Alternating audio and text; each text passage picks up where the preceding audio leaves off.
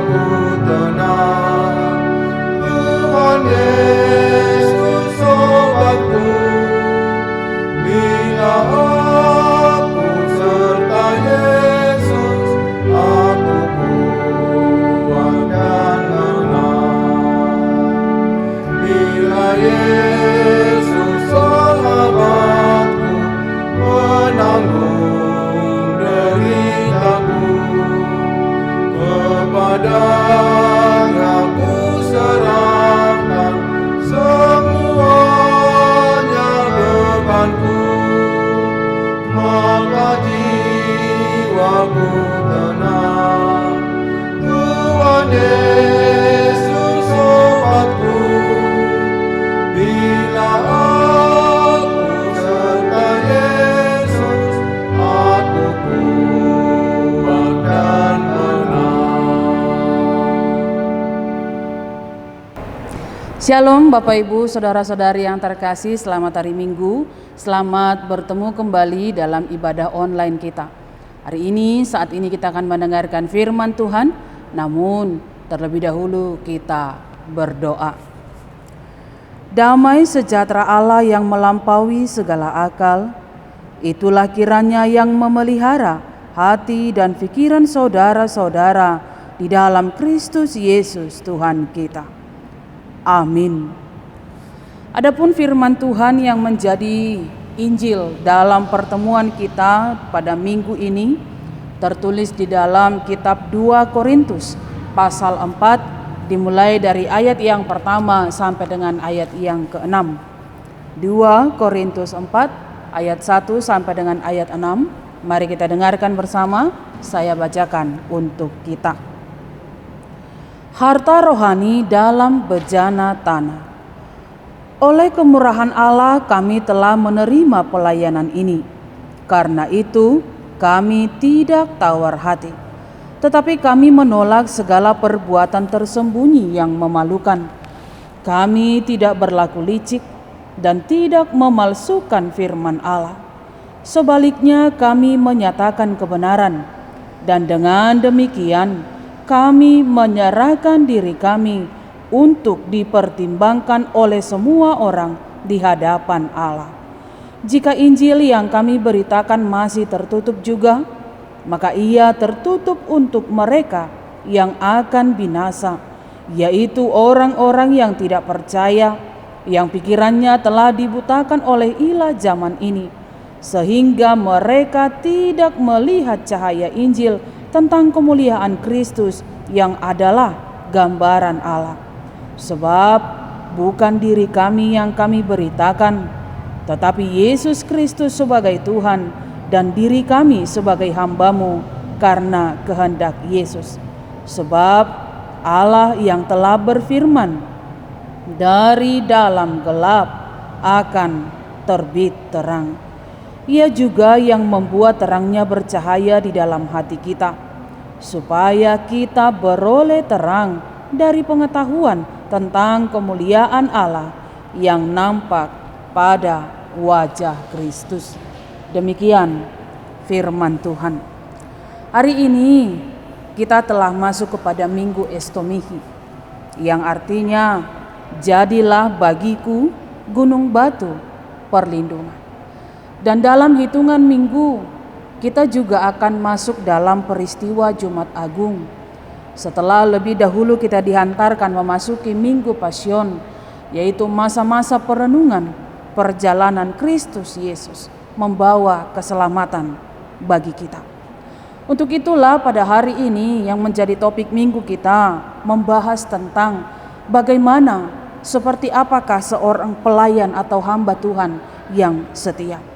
Menjadi wadah bagi kita untuk kembali merenungkan perjalanan kehidupan kita selama kita menyematkan status sebagai pengikut Kristus, yang notabene dapat dikatakan menjadi seorang hamba juga baginya.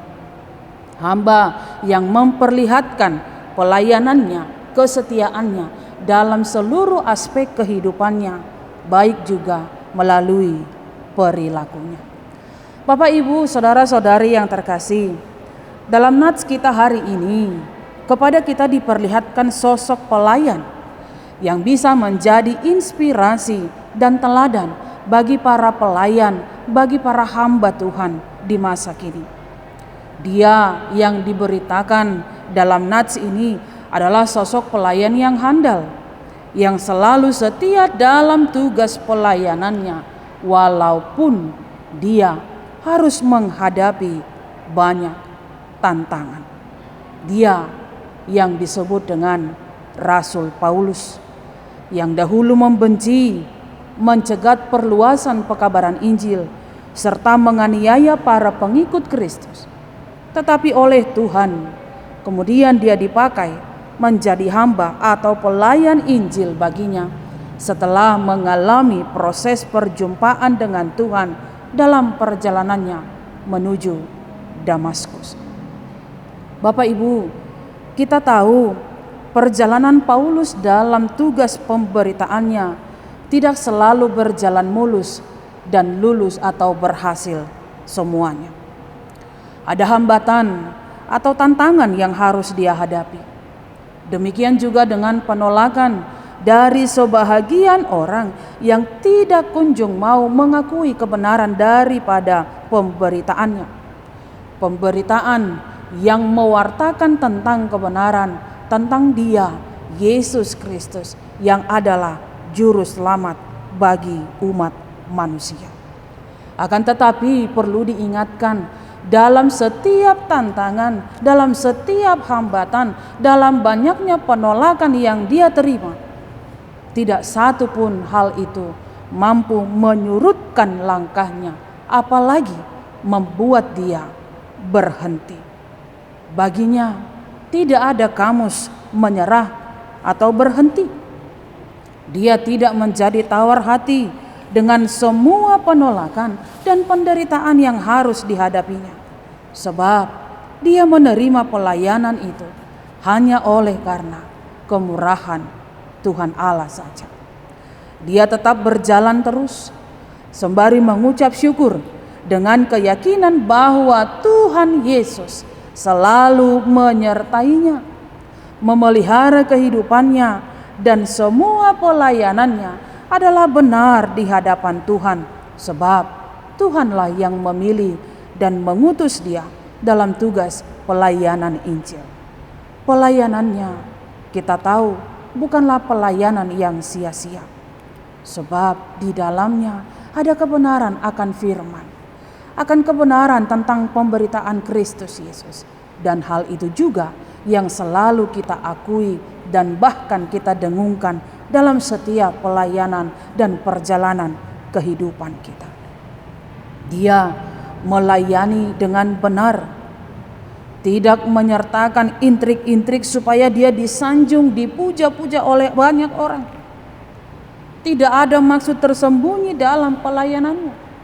Dia juga tidak mencari keuntungan, tidak licik, tidak melakukan perbuatan yang memalsukan firman Tuhan, sama seperti pengajar sesat yang hanya mencari atau menciptakan panggung bagi dirinya sendiri.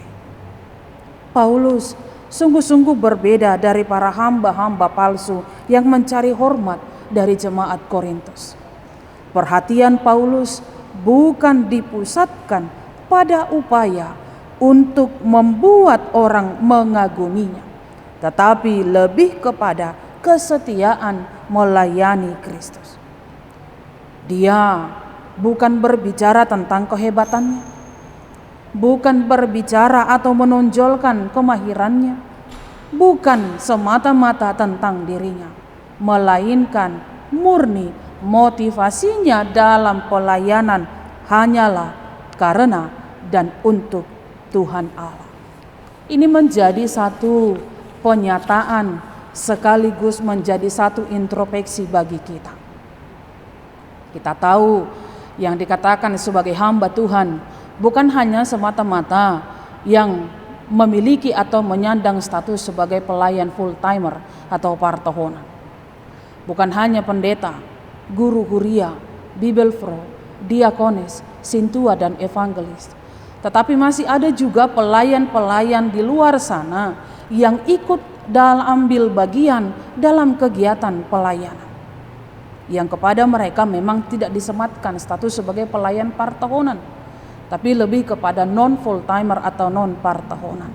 Tetapi mereka juga memiliki tanggung jawab, memiliki tugas sebagai pelayan yang melayani Tuhan, bukan hanya di gereja, tapi juga di dalam keluarga, baik dalam pekerjaan dan kehidupannya sehari-hari. Kepada mereka, kepada kita yang disematkan sebagai hamba Tuhan juga diajak atau dihimbau, melayanilah dengan benar. Melayani semata-mata hanya karena ingin menunjukkan kepada dunia tentang kebenaran daripada firman Tuhan. Melayani dalam pemberitaan semata-mata berbicara hanya tentang Kristus, bukan menjadi langkah atau wadah untuk menyombongkan dan mencari simpati supaya diistimewakan atau dihormati orang. Saudara-saudara yang terkasih di dalam Kristus Yesus, karena kebenaran yang diberitakan oleh Paulus dalam firman, dalam pemberitaannya, dalam tugas pelayanannya, maka dia punya keberanian untuk mengatakan dengan lantang seperti yang dia ucapkan di dalam ayat 2 yang berisikan, kami menyerahkan diri kami untuk dipertimbangkan oleh semua orang di hadapan Allah. Yang pasti hal ini juga memunculkan pertanyaan kepada kita. Kenapa dia seakan-akan menantang orang-orang yang tengah mengerumuni atau mempertanyakan tentang kebenarannya, tentang keasliannya, tentang motivasinya, tentang hal yang dia beritakan? Kenapa hal itu dipertanyakan? Kenapa dia mengatakan, ujilah, telitilah, mari pertimbangkan? Menandakan tidak ada rasa takut, tidak ada keraguan di dalam dirinya, karena dia tahu Allah yang dia beritakan itu adalah Allah yang hidup. Kabar atau Injil yang dia beritakan itu adalah Injil kebenaran. Tujuannya untuk mematahkan tuduhan para pengajar palsu yang memandang pemberitaan mereka, status mereka, keberadaan mereka adalah palsu. Di samping itu, hal itu juga bertujuan untuk meneguhkan hati orang-orang yang sudah menerima pemberitaan dan kebenaran firman Tuhan, supaya mereka tidak jatuh ke dalam keraguan-raguan. Bila pun pada akhirnya masih ada yang menolak dan tidak mau menerima serta meyakini kebenaran firman Tuhan, katakan bukan berarti pemberitaan itu yang gagal, sebab firman Tuhan tidak pernah gagal walau satu kali pun. Justru problemnya terletak pada manusianya. Kalau hatinya tetap membatu, tidak mau diselamatkan dan dipakai menjadi hamba Tuhan, hal itu menandakan bahwa kuasa iblis sudah mendarah daging dalam kehidupannya. Dia lebih memberi dirinya menjadi hamba dunia yang sifatnya mencelakakan daripada menjadi hamba Tuhan yang menyelamatkan. Dan tentunya upah yang diterima oleh orang yang membatu itu, yang lebih memilih kepada ilah-ilah zaman ini, tidak lain tidak bukan hanyalah kebinasaan. Namun perlu dikatakan, walaupun banyak orang yang menolak, walaupun banyak orang yang meragukan, bahkan menjatuhkan fitnahan terhadap dia, tetapi Paulus tetap berjuang melayani Allah melalui sekitarnya. Dia tetap berkarya bagi Tuhan melalui kemampuannya, tanpa menonjolkan diri, tapi semata-mata dia ingin mengabarkan, menyatakan, mengenalkan siapa itu Tuhan dan kebenaran akan firman-Nya. Dia tidak surut langkahnya. Dia tetap setia walaupun mengalami banyak penderitaan hingga akhir kehidupannya. Saudara-saudari yang terkasih di dalam Kristus Yesus, melalui kesetiaan Paulus dalam pemberitaannya dan penderitaannya dalam nats kita minggu ini, ada beberapa sikap yang bisa kita adopsi dan kemudian kita terapkan dalam kehidupan iman kepada Kristus, supaya olehnya kita tetap di dalam keyakinan mengikut Kristus dan dipakai sebagai hambanya, sekalipun harus menghadapi banyak tantangan, penderitaan, bahkan penolakan. Yang pertama, mau diingatkan kepada kita, jangan menjadi orang yang mudah putus asa, yang tawar hati dan hilang harapan. Saudara-saudari terkasih, dalam dunia ini kita sering diperhadapkan dengan berbagai persoalan atau tantangan, baik itu dalam pekerjaan, baik itu dalam lingkungan keluarga, termasuk juga dalam pelayanan kepada Tuhan. Bisa jadi masalah yang kita alami itu karena status sosial, bisa juga karena masalah gender, atau karena kekurang cekatan kita dalam melaksanakan segala tugas atau pekerjaan, dan juga lain sebagainya. Tapi dalam hal ini dikatakan, biarlah kita senantiasa berkeyakinan seperti Rasul Paulus yang meyakini bahwa penderitaan yang dialaminya adalah ringan, tidak sebanding dengan kemuliaan yang disediakan oleh Tuhan. Yang menjadi persoalan adalah mengapa hingga hari ini, hingga saat ini masih banyak orang yang mudah patah semangat. Ketika dia diperhadapkan dengan persoalan hidup, dia langsung menyerah, tidak mengadakan perlawanan atau tindakan, tidak menunjukkan bagaimana upaya untuk menyelesaikan. Tidak ada niat untuk berusaha dan berusaha. Walaupun mungkin tidak semua usaha yang dia lakukan itu membawa dia kepada jalan keluar atau masalah yang selesai. Mereka lupa bahwa janji Tuhan yang mengatakan di dalam 1 Korintus 10 ayat 13, pencobaan-pencobaan yang kamu alami adalah pencobaan-pencobaan biasa yang tidak melebihi kekuatan manusia.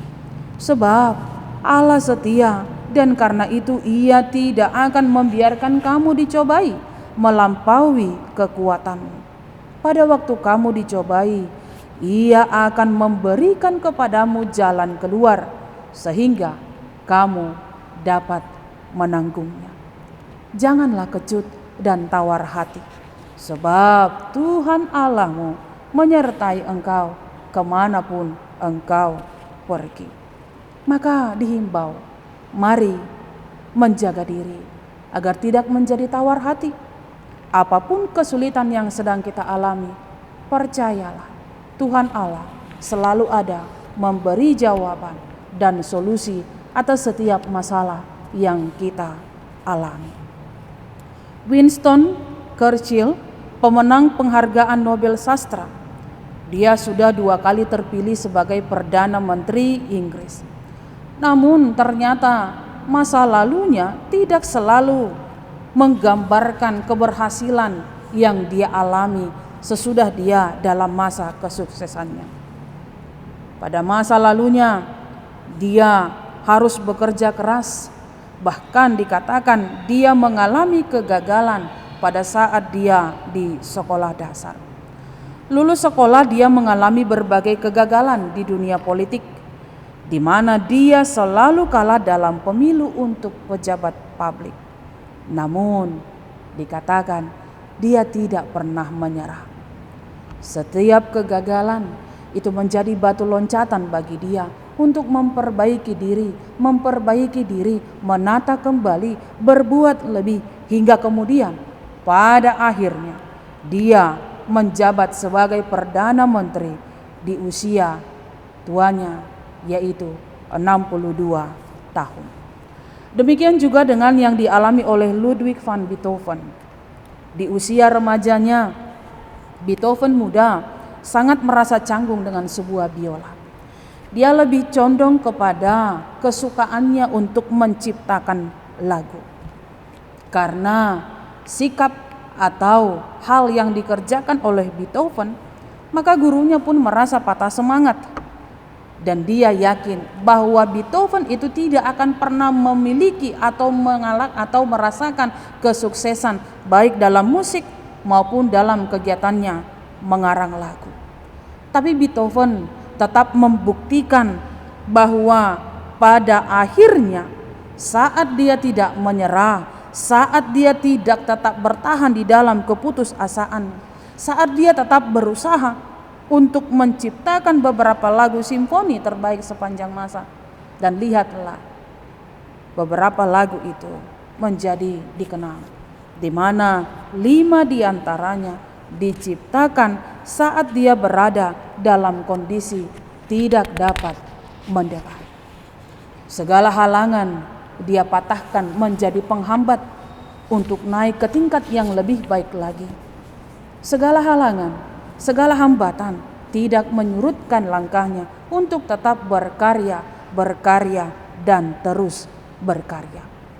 Lalu yang kedua, dikatakan kepada kita, dalam setiap penderitaan, dalam setiap hambatan atau tantangan yang dihadapi, ingat, tetaplah mengucap syukur. Sekalipun tidak semua yang dialami dalam kehidupan, dalam pekerjaan, dalam pelayanan selalu membahagiakan. Saudaraku, kita tahu bahwa mengucap syukur adalah merupakan gaya hidup setiap orang Kristen. Karena Allah sendiri notabene menghendaki hal itu dikerjakan, diperbuat oleh para pengikutnya. Tuhan ingin setiap umat yang percaya kepadanya selalu mengucap syukur dalam segala hal. Bukan hanya dalam situasi baik, bahkan dalam hal yang kurang baik. Pada saat menderita, pada saat menghadapi kesulitan dan masalah pun itu dikatakan mengucap syukurlah.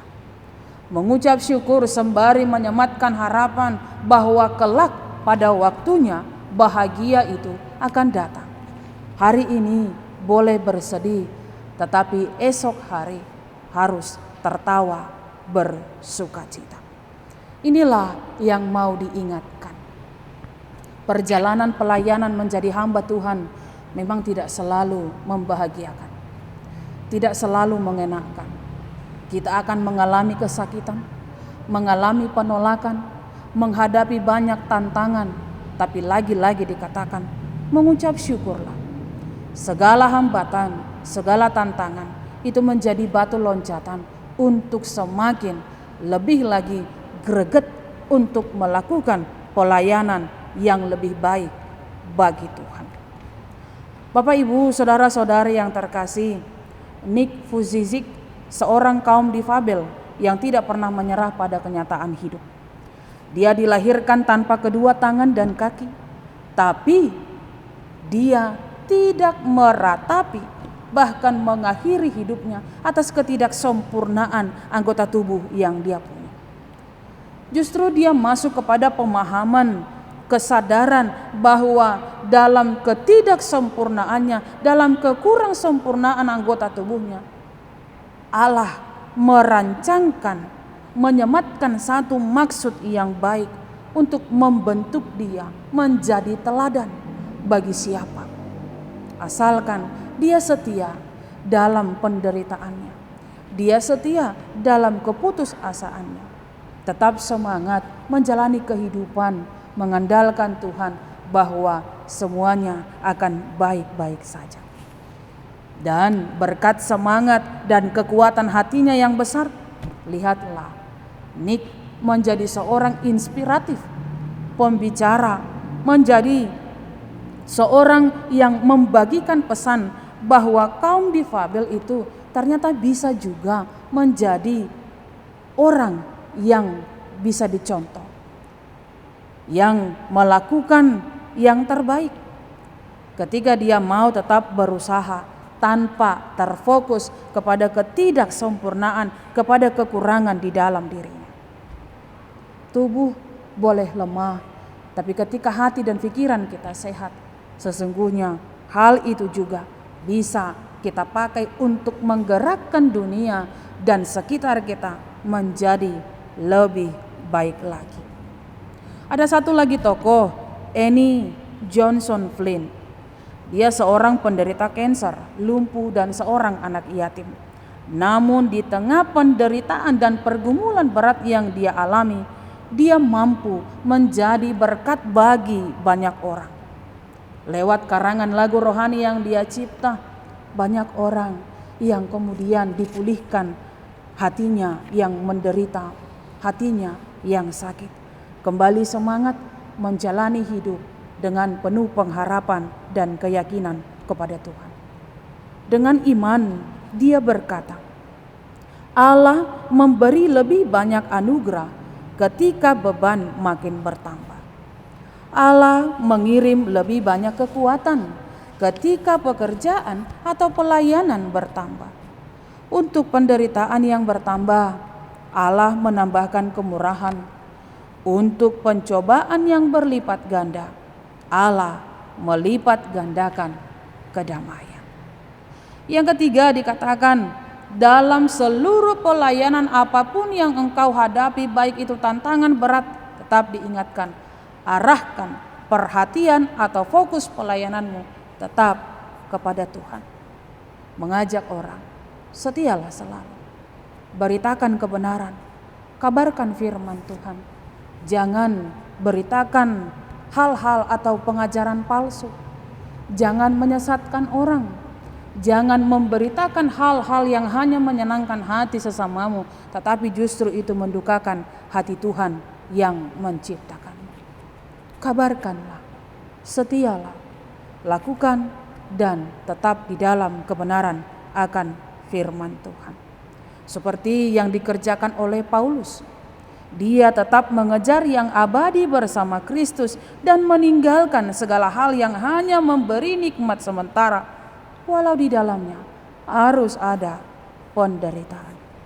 Ada seorang ahli tafsir Alkitab yang bernama John Trapp bercerita tentang Basil, seorang penulis Kristen zaman dahulu, di mana dalam tulisannya ia menceritakan bagaimana para martir yang dilemparkan keluar dalam keadaan telanjang di tengah malam musim dingin, yang kemudian esok siangnya dibakar oleh para penyembah berhala.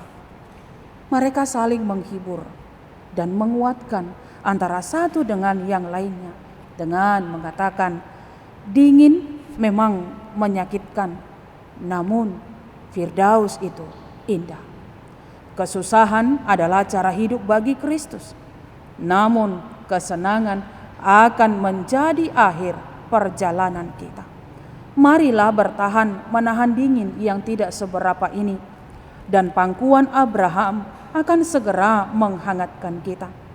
Biarkan kaki kita terbakar sebentar oleh nyala api para penyembah berhala, agar kita dapat menari-nari untuk selamanya bersama dengan para malaikat. Biarkan tangan kita masuk ke dalam nyala api para penyembah berhala, agar tangan itu dapat menerima kehidupan abadi. Ibrani 12 ayat 2 mengatakan, marilah kita melakukannya dengan mata yang tertuju kepada Yesus yang memimpin kita dalam iman dan yang membawa iman kita itu kepada kesempurnaan, yang dengan mengabaikan kehinaan tekun memikul salib, ganti sukacita yang disediakan bagi Dia yang sekarang duduk di sebelah kanan tahta Allah. Hari ini banyak pelajaran berharga yang bisa kita ambil dan bisa kita terapkan dalam kehidupan kita. Sebagai hamba Tuhan, setialah selalu dalam penderitaan, dalam situasi yang kurang baik. Memang tidak selamanya Tuhan menjanjikan ketika mengikut Yesus akan notabene menjadi bahagia. Justru mungkin kepada kita akan diperhadapkan banyak penderitaan. Tapi yakinlah, percayalah, Allah selalu beserta kita dalam segala situasi yang kita hadapi. Setialah dalam tugas pelayananmu, kuatlah dalam iman pengharapanmu. Percaya dan yakin Tuhan Yesus selalu beserta kita. Amin. Kita berdoa. Terima kasih Allah Bapa di surga, kembali Engkau mengingatkan kami bahwa Engkau selalu menyertai langkah kami dalam segala perjalanan hidup yang tidak kami tahu berapa banyak penderitaan yang harus kami alami karena mengikut Engkau.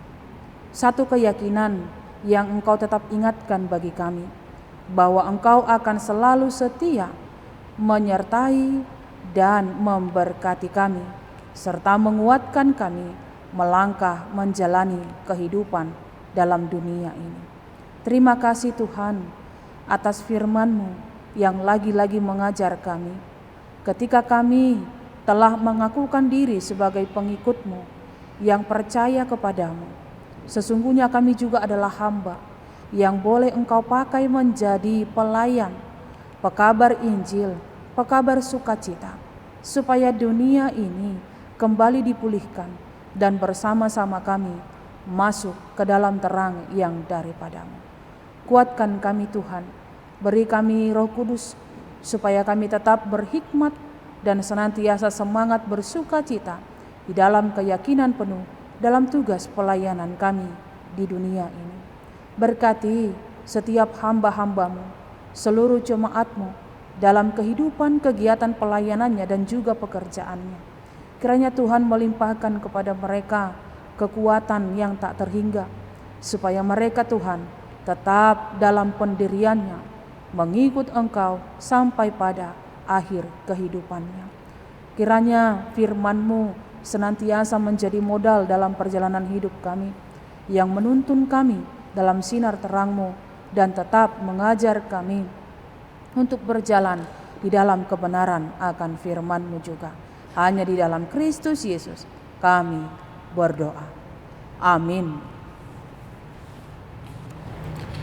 Saudara-saudari yang terkasih, kita telah mendengarkan firman Tuhan. Sebagai ungkapan syukur, kita akan menyerahkan persembahan kita sembari bernyanyi dari buku nyanyian nomor 697. Jika aku ikut Tuhan, hati damai dan senang.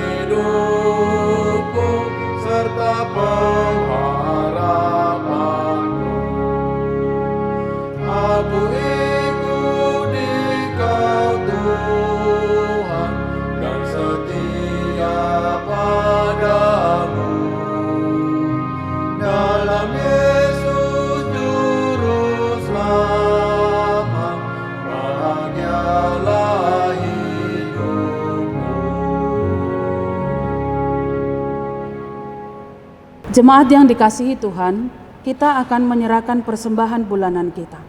Jika hari ini kita melaksanakan ibadah minggu keluarga dan penyerahan persembahan bulanan, sesungguhnya semuanya adalah ucapan syukur dan pengakuan bahwa pertolongan kita hanya dalam nama Tuhan. Kita tidak boleh melupakannya, tetapi senantiasa harus mengingat kebaikan Tuhan lewat persembahan kita. Ya Tuhan, terima kasih atas pertolongan-Mu, kasih dan anugerah-Mu. Kiranya Tuhan berkenan akan persembahanku ini. Persembahan adalah respon atau jawaban kita yang telah memberikan berkat-Nya sempurna dalam hidup kita. Dia telah memberikan kekayaan-Nya untuk kita melalui anak-Nya Yesus Kristus Tuhan kita. Dia yang dahulu kaya menjadi miskin, supaya kita kaya dan berkelimpahan. Untuk itu, berikanlah persembahanmu karena pengakuan bahwa segala sesuatu yang baik adalah bersumber dari Tuhan. Datanglah ke altar menghampiri mezbah Tuhan untuk menyerahkan persembahanmu. Kiranya Tuhan menerima persembahan kita dan memberkatinya. Kita bernyanyi sambil memberikan persembahan keluarga sebagai ungkapan bahwa kita harus bersyukur.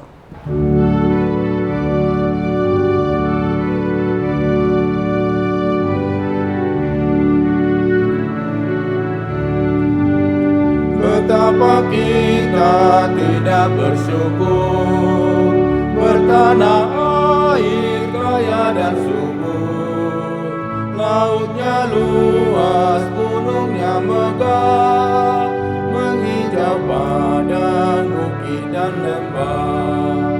Itu semua berkat karunia Allah yang agung maha kuasa. Itu semua berkat karunia Allah yang agung maha kuasa. Betapa agung karya-Mu Tuhan, menyelamatkan umat manusia. Kasih-Mu nyata dalam hidupku, memelihara, memberkatiku. Itu semua berkat karunia Allah yang agung maha kuasa. Itu semua berkat karunia Allah yang agung maha kuasa. Marilah kita berdoa untuk menyerahkan persembahan kita kepada Tuhan. Ya Allah, Bapa kami yang di surga, kami mengaku bahwa Tuhan adalah sumber segala karunia yang melimpah dalam kehidupan kami masing-masing. Sebahagian daripada karunia itu, kami serahkan kembali sebagai persembahan kepada Tuhan. Terimalah dan berkatilah persembahan umat-Mu ini, agar dapat kami pergunakan untuk pekerjaan dan pelayanan kerajaan Tuhan di dunia ini. Bukalah hati kami untuk mengenal betapa banyak berkat dan karunia yang kami peroleh dari Tuhan, supaya kami senantiasa bersyukur kepadamu di dalam nama Yesus Kristus Tuhan kami. Amin. Tuhan karuniamu, roh dan jiwaku semua, nyawa juga hidupku, harta milikku semua, ku serahkan padamu untuk selama-lamanya. Bapa kami yang di surga, dikuduskanlah nama-Mu. Datanglah kerajaan-Mu, jadilah kehendak-Mu di bumi seperti di surga. Berikanlah kami pada hari ini makanan kami yang secukupnya, dan ampunilah kami akan kesalahan kami, seperti kami juga telah mengampuni orang yang bersalah kepada kami. Dan janganlah membawa kami ke dalam pencobaan, tetapi lepaskanlah kami daripada yang jahat. Karena Engkau punya kerajaan dan kekuasaan dan kemuliaan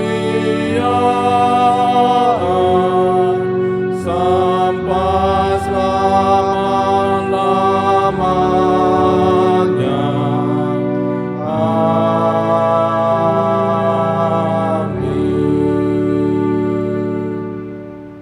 Terimalah berkat Tuhan. Tuhan memberkati engkau dan melindungi engkau. Tuhan menyinari engkau dengan wajah-Nya dan memberi engkau kasih karunia. Tuhan menghadapkan wajah-Nya kepadamu dan memberi engkau damai sejahtera. Amin. Amin. Amin.